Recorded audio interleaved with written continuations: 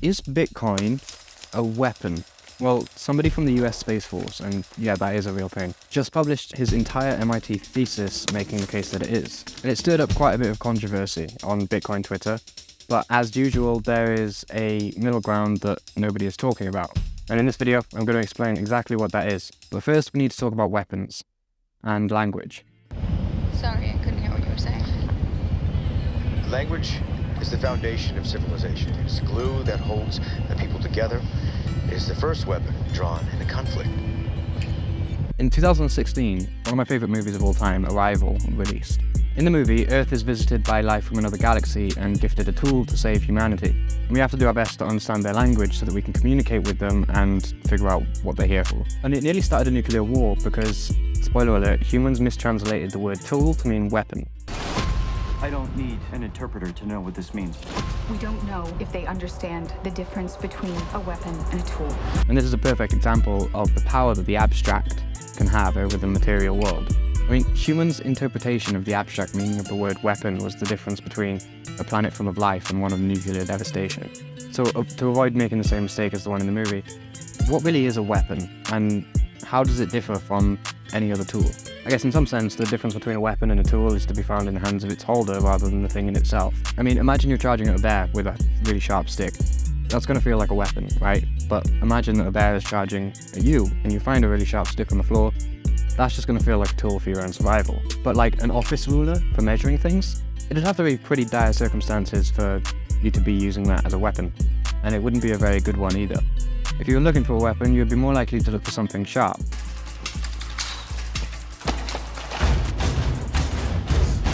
In fact, you may have noticed that almost every physical weapon is at least somewhat sharp. Maybe this can tell us something about the nature of what a weapon actually is. Well, the purpose of making anything sharp is that it can focus all of its force onto a smaller surface area. Just like a magnifying glass catches lots of sunlight and can focus it onto one single point in order to burn paper or something. And why would weapons want to do this? So that they can penetrate defenses and exact physical costs upon that to which they're targeted. After all, a weapon is essentially any tool that's made for the purpose of violence, to violate something's defenses, or more specifically, exacting a cost upon someone. For example, physical weapons such as guns and bullets and knives and swords and all that stuff exact physical costs upon people by penetrating their defenses, such as their skin, for instance. We might have heard of the term cyber weapons thrown out quite a bit, and they're a much more varied group. They can be used to steal sensitive information, violate systems, etc. Both of those instances exemplify offensive weapons, since much like a bullet, they penetrate defenses, whether that be skin, armor, or cyber security systems. It's not like they're connected to the internet. You can't get your code in and out in that way. So one of the ways Stuxnet was able to get into the facility was via USB key. So it was able to infect USB keys, and then somebody would bring USB key with them into the secure facility, not realizing it was infected, plug it into a computer inside, and then that computer inside would be infected. This is why professional hackers are called penetration testers. So if offensive weapons are designed to penetrate defenses, what would a defensive weapon be?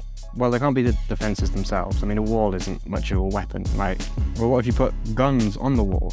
Well, shooting intruders from your wall is just a retaliative use of offensive weaponry. So, still, no defensive weapons. Or if you had a barbed wire wall?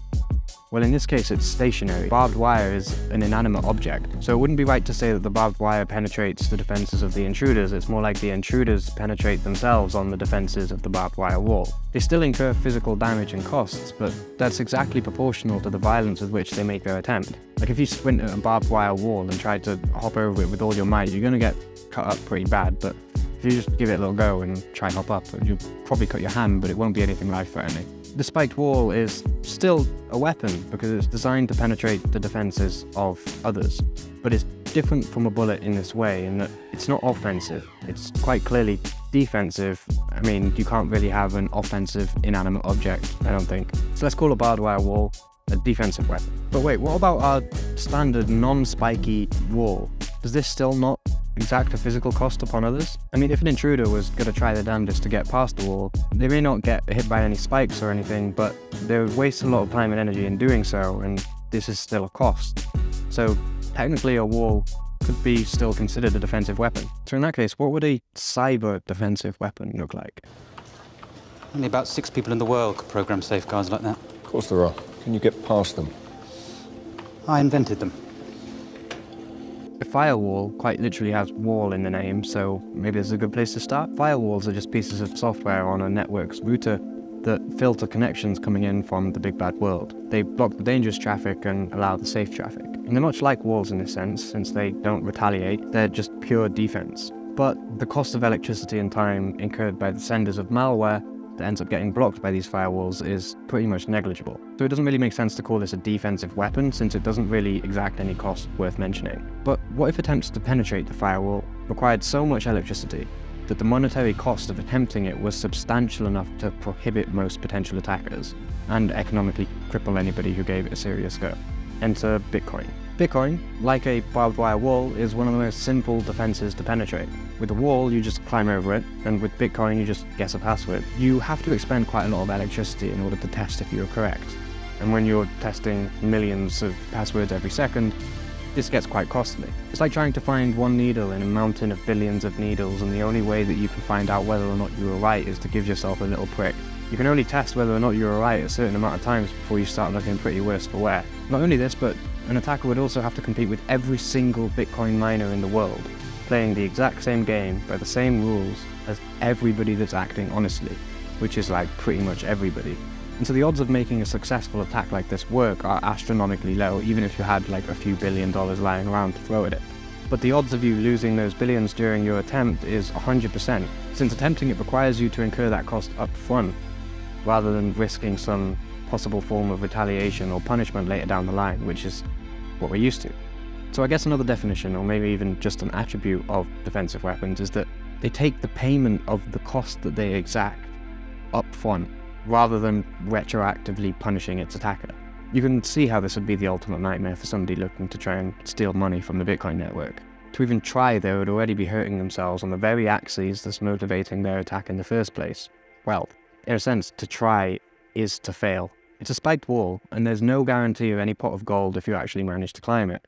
But you're guaranteed to be left pretty torn up, economically speaking, when it comes to Bitcoin. So I guess, yes then, Bitcoin is a weapon, a defensive weapon. But are there any other defensive weapons in the digital world, or cyberspace, or whatever you want to call it? Well, no, because digital is digital, and losing anything in the digital world is purely informational. It's in the abstract. There's no physical costs associated with it, and the only way to ensure that there would be to somehow tie something digital to the physical world in a really real sense like this. And Bitcoin is the first invention that really does that, and it's what that US Space Force guy calls reverse hypostatization.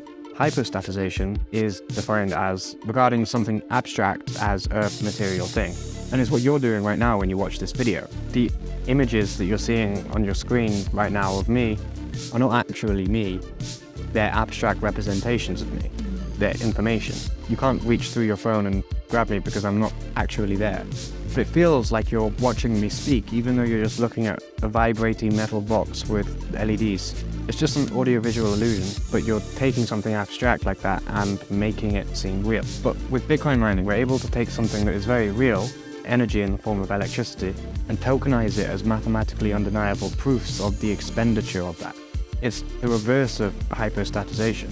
Instead of taking something abstract like me on this video and treating it as real, you're taking something real and treating it as abstract. And since the entirety of cyberspace is abstract, it's all IT, information technology, the only way to create a truly digital defensive weapon that exacts a physical cost upon intruders is to tie it to the physical world in this way. As you can imagine, this is a huge leap forwards in computer technology and monetary technology, and just technology in general. We now have a portion of the abstract digital world that is defended by the material world. This makes Bitcoin the world's first abstract commodity. Things are either abstract or material, sure. And until now, all commodities like gold and coffee and silver and stuff had to be material, since all abstract things had unlimited supplies. In essence, we couldn't get ideas to act like items. Now we have something abstract, Bitcoin, that has a limited supply. It is an idea that acts like an item, and its limited supply is defended by the world's first digitally defensive weapon, the Bitcoin mining grid. But if it's a defensive weapon, what's it protecting? The easy answer here is to just say that it's defending the rules of the protocol and the state of the Bitcoin blockchain. But why would humans believe it to be a worthy endeavor to spend hundreds of terawatt hours of their energy every year defending those rules? Well, for one, it's economically logical. Miners facilitate the whole Bitcoin network, and they're paid handsomely for their work. This is why the Bitcoin network is such a perfect defensive weapon, because it's only a weapon if you are. Let me explain. Those trying to penetrate Bitcoin's defenses have to use the exact same entrance as everybody that is trying to defend it. There's only one way for energy to enter the Bitcoin network. And if you're trying to lie or steal or cheat, the wall becomes much more spiky, because you have to successfully guess the password multiple times in a row, outcompeting the entirety of the network that's acting honestly, and avoid detection, otherwise you get kicked to your economic downfall. However, if you're not a weapon, if you're an actual honest actor who's mining to defend the network and play by the rules, you can join equally honest miners in mining groups that essentially distribute the risk and reward of the mining endeavor across all of its participants, based on how many times they try to guess the password.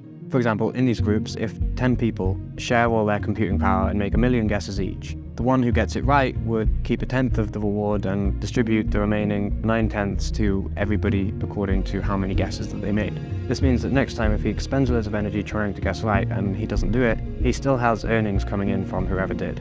And if one of these pools includes a fake transaction that's trying to lie or cheat or steal, the network will notice that block and deem it to be invalid, so there'll be no reward for anybody. This further increases the spikiness of the wall for thieves and practically puts a crash mat on the floor for honest actors. So I guess in summary, if you want to defend against malice, there is two main ways: prevention and punishment. Bitcoin mining prevents attacks. It doesn't punish attackers. Much like the barbed wire wall, the attackers very much punish themselves by trying.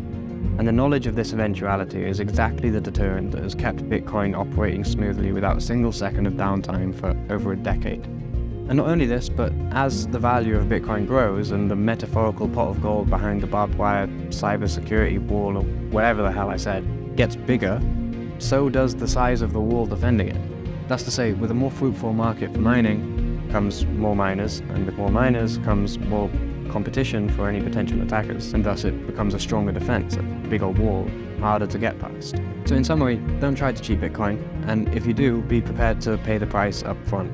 There is no maybe I'll get away with it when it comes to Bitcoin. Your punishment is your price of admission, and your reward is dependent on your honesty. Granted, I said a lot of stuff there, and a lot of it won't make sense if you don't have any clue how mining works. You'll probably be quite confused at this point, so make sure to subscribe to our channel because we post videos like this every week. We'll be covering lots of different topics, and mining will be covered extensively throughout it. So if you want to learn more about how the hell this thing works, or how it's even possible to tie something abstract to the physical world, or how Bitcoin is even a defensive weapon at all, or what it's even defending, or what is the pot of gold, if you didn't get any of it, just subscribe, because we'll be talking everybody through it every week. Oh, and I say this every time, but if you thought anything I said was stupid, be sure to let me know in the comments. I feel like this one is going to have a lot of that. Okay, bye.